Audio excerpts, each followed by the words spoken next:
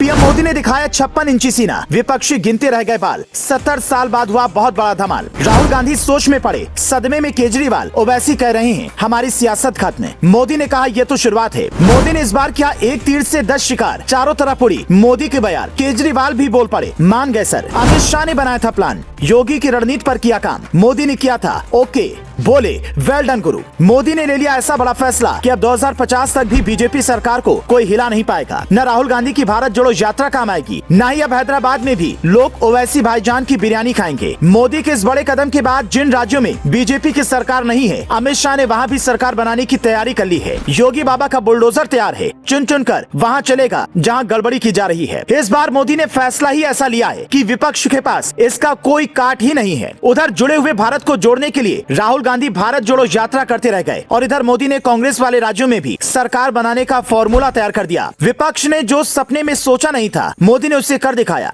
जिस बात को लेकर सबसे ज्यादा राहुल गांधी मोदी पर तंज कसते थे, केजरीवाल बुरा भला कहते थे, मोदी ने इस बार उसी पर चोट कर दिया। मोदी के किस बड़े फैसले के बाद विपक्ष की नींद उड़ गई है और चैन गायब हो गया है, वीडियो में आपको आगे बताएंगे। इस बड़े फैसले को जानने के बाद आप भी कहेंगे मोदी है तो कुछ भी नामुमकिन नहीं है। ऐसे ही नहीं, मोदी को दुनिया का सबसे बड़ा नेता कहा जाता है। देश के लिए मोदी ने वो करके दिखाया है जो दूसरे सियासी दल करने के लिए कभी सोच भी नहीं सकते थे। आपको याद होगा जम्मू कश्मीर में धारा 370 देश के लिए किसी कलंक की तरह काम कर रहा था। घाटी में दहशतगर्दों ने आम लोगों का जीना मुहाल कर रखा था। लेकिन जब 2014 में प्रधानमंत्री मोदी बने तब उन्होंने कसम खाई थी कि जम्मू कश्मीर को असली आजादी दिलाकर रहेंगे। मोदी ने अपनी कसम को पूरा किया और आज कश्मीर आजादी की सांस ले रहा है। वहाँ दहशतगर्दी करने वाले लोगों का लगातार सफाई किया जा रहा है। इसके अलावा मोदी सरकार ने मुस्लिम महिलाओं को बहुत बड़ी राहत दी, जबकि भव्य राम मंदिर बनवाने का काम भी जारी है। विपक्ष अक्सर बीजेपी सरकार पर नौकरी न देने का आरोप लगाता रहा है, लिहाजा इस बार मोदी ने विपक्ष की इसी आरोप पर सबसे बड़ी चोट कर दी है। मोदी ने दिखा दिया कि जब तक वो हैं, तब तक कुछ भी नामुमकिन नहीं है। युवाओं को देश की सबसे बड़ी ताकत बताते हुए प्रधानमंत्री मोदी ने कहा 10 लाख कर्मचारियों के लिए भर्ती अभियान रोजगार मेला के तहत 71,000 से ज्यादा युवाओं को नियुक्ति पत्र दिए गए। असल में सरकार लगातार रोजगार देने के लिए अलग अलग तरह के कार्यक्रम चला रही है, जिसका मकसद ज्यादा से ज्यादा युवाओं को काम दिलाना है। प्राइवेट कंपनियों में भी लोगों की जरूरत हमेशा बनी रहती है। ऐसे में सरकार कौशल विकास योजना के अलावा कई तरह की स्किल डेवलपमेंट करने वाली योजनाएं चलाती रहती है। जानकारी के मुताबिक मोदी सरकार ने अब तक हजारों युवाओं को रोजगार दिया है।